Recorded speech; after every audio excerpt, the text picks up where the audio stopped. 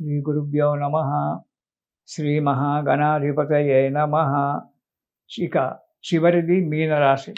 ఈ రాశి వారికి ఈ నెలలో భూయోగము, గృహయోగము, ధనయోగము అన్నీ కలగడానికి మంచి అవకాశం ఉంది. పనిలో చురుకుదనం ఉంది కూడా. మీకు మంచి ఆదాయం రావడానికి ఆస్కారం ఉంది. చేసే పనులను శ్రద్ధగా చేయాలి. మిత్రుల యొక్క సహకారంతో మీ పనులు నెరవేరడానికి ఆస్కారం కనబడుతుంది. కాబట్టి మిత్రులతో మంచిగా ఉండండి. నాకు డబ్బు వస్తుంది అని చెప్పి అహంకారాన్ని పొందకండి. మిత్రులతో సహాయ సహకారాలు తీసుకోండి, సలహాలు తీసుకోండి. వారితో కలిసిమెలిసి ఉండి కార్యక్రమాలు చేయండి. పనులు పూర్తిగా చేయడం జరుగుతుంది.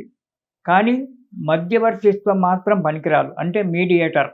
ఎవరికైనా ఎక్కడైనా పోటాలు జరుగుతున్నా, ఎవరికైనా సంతకాలు పెట్టాలన్నా, లావాదేవీల విషయంలో కానీ మీడియేటర్గా మీరు ఎక్కడ కూడా వర్తించకండి. ఏదో చెప్పి తప్పించుకోవడం మంచిది. దానివల్ల మీరు నష్టపోవడం జరుగుతూ ఉంటుంది. ప్రతి పనిలో చిన్న చిన్న ఆటంకాలు రావడానికి కూడా ఆస్కారం ఉంది. అవి ఎంబడే మీ యొక్క బుద్ధి చాతుర్యం చేత అవి సమసిపోవడం అనేటువంటిది జరుగుతూ ఉంటుంది. కొన్ని పనులు మాత్రం ఆలస్యంగా జరుగుతూ ఉంటాయి. వాటి గురించి కూడా మీరు బాధపడొద్దు. జాగ్రత్తగా ఆలోచించి దానికి తగిన సలహాలు తీసుకొని ముందుకు అడుగేయండి. కానీ ఉద్రేకం మాత్రం పనికిరాదు. మీకు తొందరగా కోపం వస్తుంది. ఆ కోపాన్ని సాధ్యమైనంత వరకు అణుచుకోండి. ఉద్రేకానికి వెళ్లకుండా తగిన జాగ్రత్తగా అడుగు ముందుకేయండి. ఇక మొదటి వారం అనారోగ్యం కలగొచ్చు.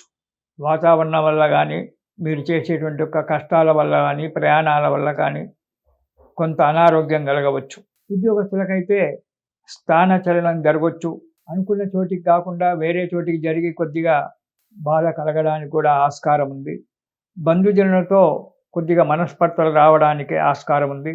ఆర్థిక పరిస్థితి మంచిగానే ఉన్నప్పటికీ సంతృప్తికరంగా ఉండదు. ఇక రెండవ వారం మంచి ఆదాయం ఉంటుంది.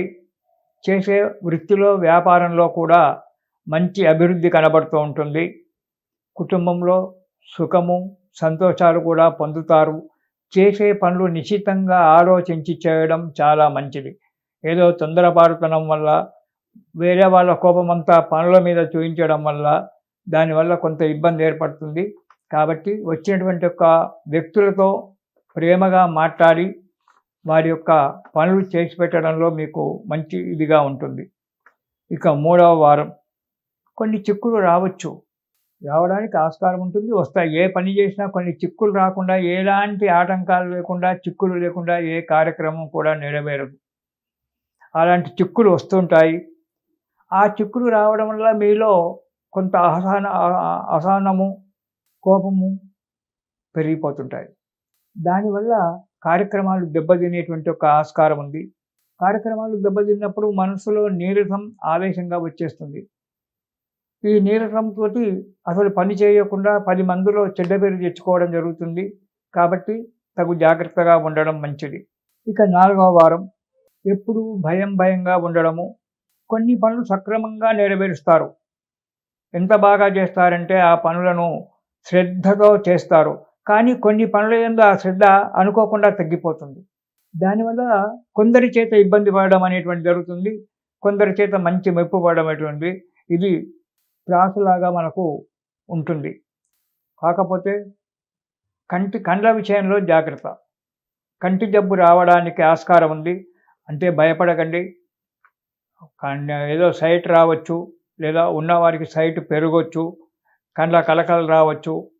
ఇలాంటివి జరగడానికి ఆస్కారం ఉంది. కాబట్టి డాక్టర్ను సంప్రదించి ఆ నేత్ర సంబంధమైన వ్యాధులను తగ్గించుకోవచ్చు. రావచ్చు, కొందరికి రాకపోవచ్చు. కాబట్టి ఆ నేత్ర సంబంధమైన వ్యాధులు ఏవైనా కనుక మీకు అనుమానంగా ఉన్నట్టయితే డాక్టర్ గారిని సంప్రదించి ఆ యొక్క బాధ తీర్చుకోవచ్చు. ఈ నెలలో మీనరాశి వారు కాలభైరవాష్టకము, శివస్తోత్రం 2 కూడా పారాయణం చేసినట్టయితే సకల కష్టములు తొలగిపోయి సుఖంగా ఉంటారు. కాబట్టి ప్రతిరోజు కూడా కాలభైరవాష్టకము, శివస్తోత్రము, శివుడే కాలభైరవుడు, కాలభైరవుడు శివుడు అయినప్పటికీ కూడా ఈ 2 కూడా పారాయణం చేయండి. మీకు శుభం జరుగుతుంది. తిరిగి మనం 2026 జనవరిలో మనం కలుసుకుందాము. ఇది శుభం. స్వస్తి సర్వేషాం సమస్త సన్మంగళాని భవంతు.